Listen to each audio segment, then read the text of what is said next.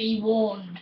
You're watching this video because you obviously want to research about the upcoming zombie apocalypse. It's going to come. Hold on. You know it's going to happen. Anyone that's a big nerd like I am will find out that it is going to happen at one point, and I'm going to tell you how you can minimise your chance of being eaten alive. The first one is stay out of big cities. Even little towns can be overrun.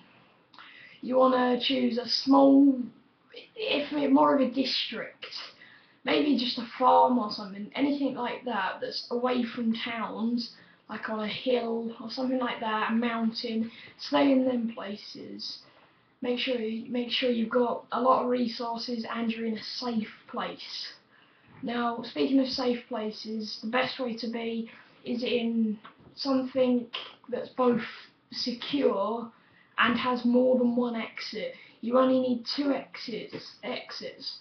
One you border up with everything, and then you have another one that's like hard to get to but easy to get out. So maybe if you don't choose big buildings either, because if they break in, then you will be run around like office buildings. You don't want to do that. It might work in movies and games, but it won't work in real life. Your best idea is to find a building, like just a big house. Just make sure no exits. Make sure you've got. Here's a big tip: people put like wood over the windows. Both put them on the inside and the outside, in case then it will take them longer to break through, or they won't break out through at all. I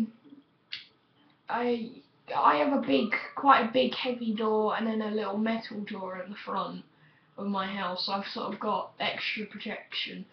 Well, unfortunately, at the back of my house is quite a big kind of glass door, which if a zombie apocalypse isn't good, so I'd have to border that all up. I have got quite a secure and seclusive like side door that we could get out of without like any undead noticing. Another thing is vehicles. That's a big thing. You want to choose something that, or don't go and choose like a really fast car like a Ferrari, Lamborghini. Don't choose that, because you might have to get out of, like, go off road. Maybe the roads aren't good enough. What you need is something like a 4x4. You need to armour it as well. You need at least some protection on the windscreens at all times. You need, in that car, you need to make sure you've got plenty of fuel and maybe some tanks in the back. You need plenty of food if you're going to go out, water, anything like that. Here's just another tip: if you watch for news reports. If you get one sighting of something eating, like a human eating another human, that's like mention the word virus, immediately get a bag packed and full of stuff. It's a simple survival pack. You need like some food, some rope, maybe like a Swiss Army knife that will get you along. Then you probably want to get some rope there. So suppose you want like rope and some string, maybe if you want to make some traps. Tin cans are useful if you want to like store a quick amount of water or want to make a trap out of it, so it just tells you if nearby. Choosing a place to stay if you're down on the road. Your probably best bet is to go with your car, as long as it's fully armoured and there's like stuff over the windows, like whether it's plated or chained, anything like that, and it will stop you from being eaten alive. What you want to do if you come across yourself in a big horde is don't run. Just try and act like a zombie. If you act like a zombie, you'll sort of appear to be one. It's not tested, but it's like if you do find yourself in a big horde, haven't got any grenades, anything weapon-wise, just try it. You've got nothing to lose if you don't. If it works, you can get out and run, maybe to a vehicle or an up high place. And that leads me on to probably the most important one, weapons. Now, you don't want to just have one, you want a lot. You want mostly, well, if you've ever seen in a movie, they might have, like, on the army, they might have, like, their boots, and then they'll have a knife sort of hidden in their boot.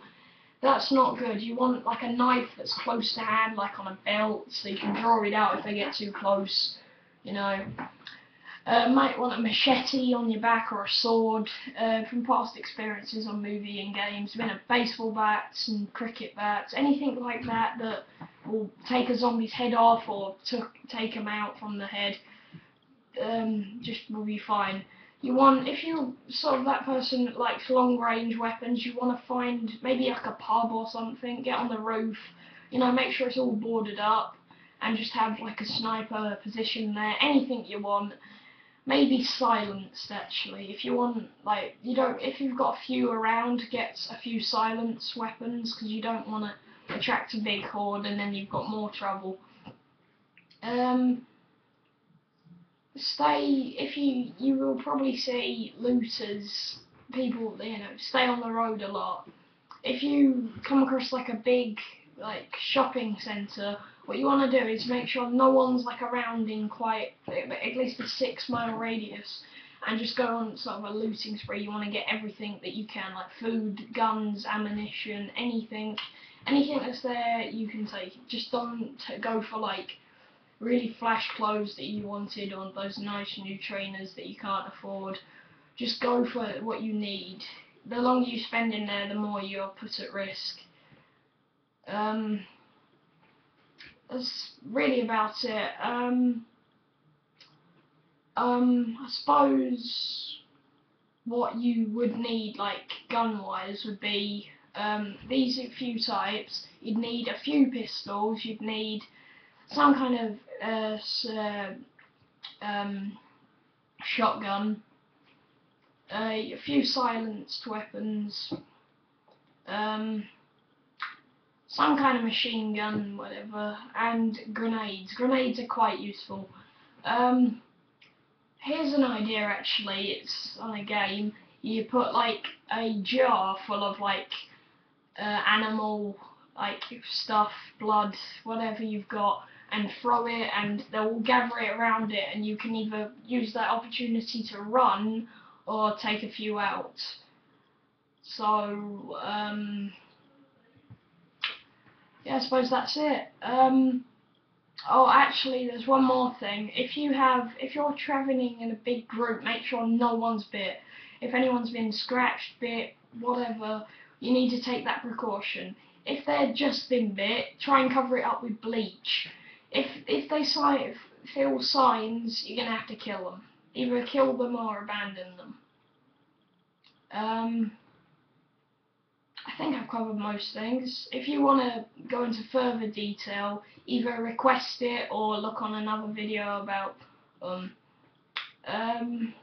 yeah, I suppose that's it. Throwing weapons, actually, they're not very good. If you're in, like, you want to take out one from far away distant but don't want to waste bullets, then yeah, throw an axe or a hatchet, something like that, anything to take the heads off. Aim for the head, nothing below like the belt level, nothing below waist level. It won't do anything really. You might be able to take its legs off, but it will still come after you. So you want to like head for like these kids. Try and take their arms off actually, because then they won't be able to grab you. Then you can just like take their head off. If you're not very good at like close combat, you want to like stay home. Yeah. Yes. And then just keep to that. I guess I'll see you later.